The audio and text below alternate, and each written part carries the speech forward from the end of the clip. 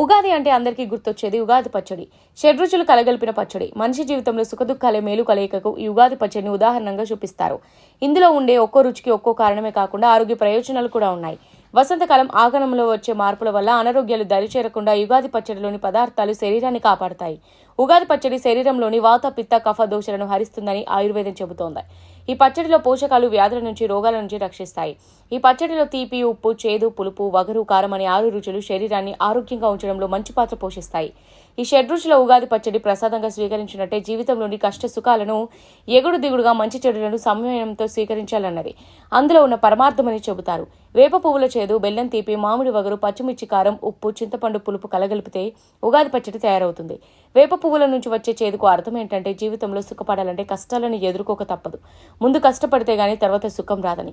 అలాగే బెల్లంలో ఉండే తీపి జీవితంలో ఆనందానికి, సంతోషానికి, సంతృప్తికి సూచనగా చెబుతారు.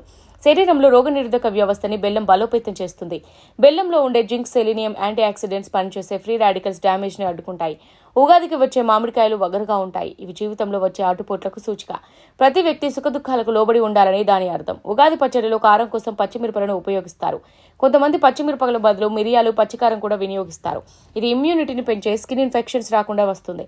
జీవితంలో వచ్చే కష్టాలకు ఉగాది పచ్చడిలో ఉండే కారాన్ని ఉదాహరణగా చూపిస్తారు. అలాగే ఉప్పు. ఏ ఆహారంలోనైనా ఉప్పు లేకపోతే దాని టేస్ట్ ఉండదు.